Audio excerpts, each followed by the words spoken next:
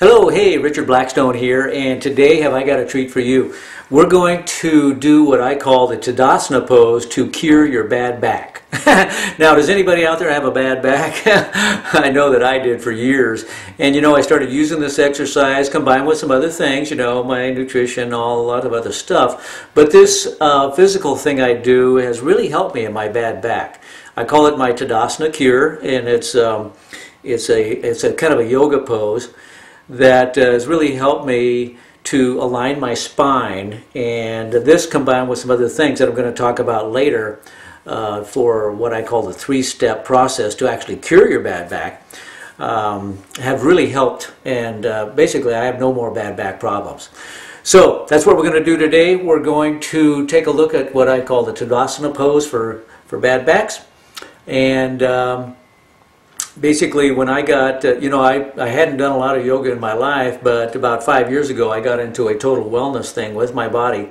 And so I found a yoga instructor, and she taught me some kind of critical things. And there's three things that really stand out to me when you do yoga. The first is your breathing, of course. Breathing is really important for yoga, and breathing is critical for this exercise too, but you don't have to get too uptight about it.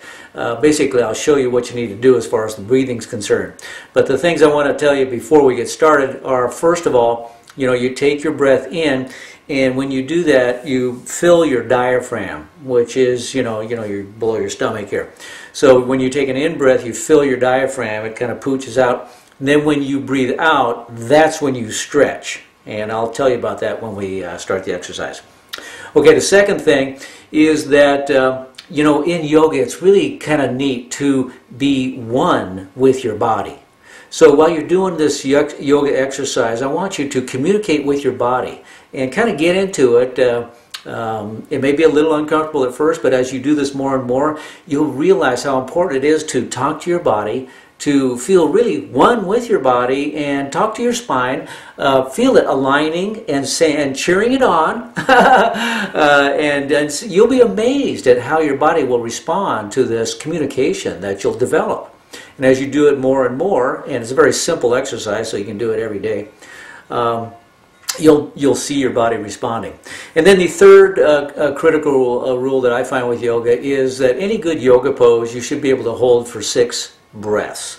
So that's what this exercise done. That's kind of how I developed it, and you'll see that as we go through it. So what I'm going to do is do the pose, and then you'll see how it's done. You can do it yourself. Like I say, it takes about a minute, maybe a little less, and you can do it anywhere. You know, I do it when I'm done jogging, when I'm cooling down. I use the pose. I do it 2 or 3 times, and just, oh man, you feel so good. But if you're in your kitchen and you just feel like doing it, do it. If you're in your bedroom getting ready for bed or first thing in the morning, you just do it. Like I said, it takes less than a minute, and it'll really help you out. So let's go ahead and get into the pose, and then we'll talk about it after we're done. And this is how it starts. Oh, and by the way, did you see with the logo on my shirt? I don't know if you can catch it there, but it says, "Be the grandest version of the greatest vision ever you held about who you are." Now, isn't that cool? And you know, this is kind of why I'm doing this, because I am the grandest version of the greatest vision ever I held about who I am. And so are you. Okay, so let's do it. I'm going to back up here a little so we can see how it's done. And basically, the mountain pose is like a, it's called the Tadasana, but it's also called the mountain pose because you're just like a mountain. You're rooted into the ground. You get your feet about shoulder width apart, root them into the floor, and then just stand real straight, and then bring your arms up to your side, and bring them to the top, and put them together like a church steeple, because when we get to the last part of the exercise, it kind of tries to pull your arms apart. So lock them together, lock your hands there. Okay, so we take our first breath, and like I said, you just fill your diaphragm.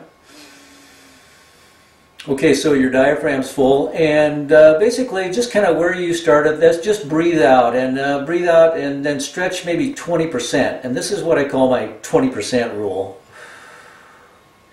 So you stretch out about 20%, so you don't really feel a lot of stretch here. Okay, so you take in your second breath.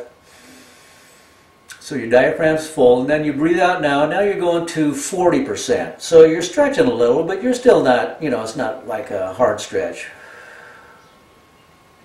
Okay, third breath. You take your third breath in, feel your diaphragm. Okay, now when you breathe out, you're going to 60%.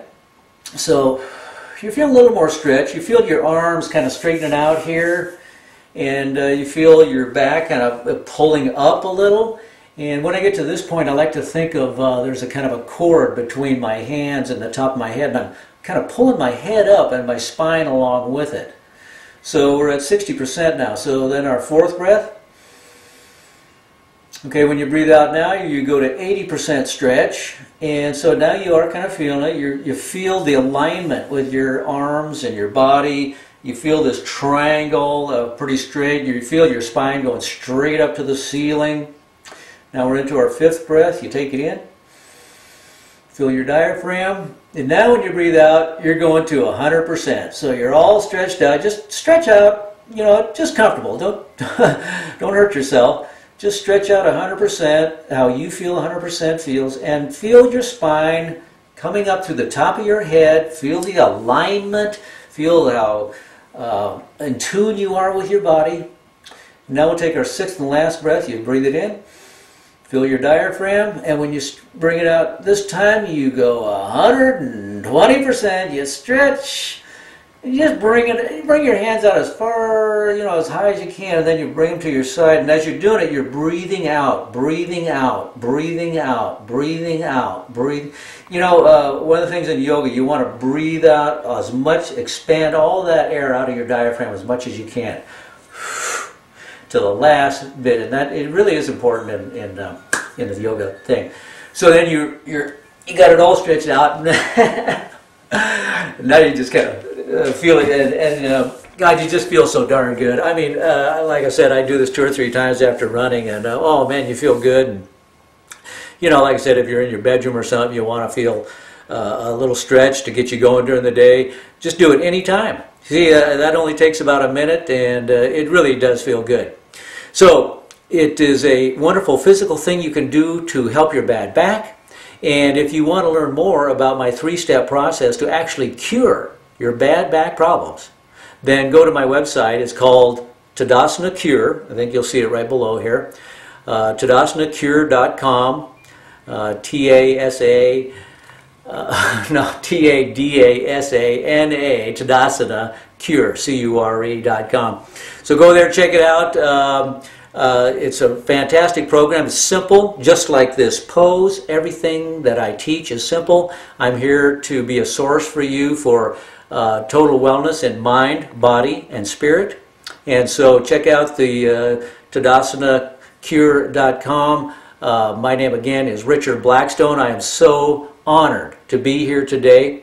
And as always, go out and live in love. Thank you very much. I really appreciate it.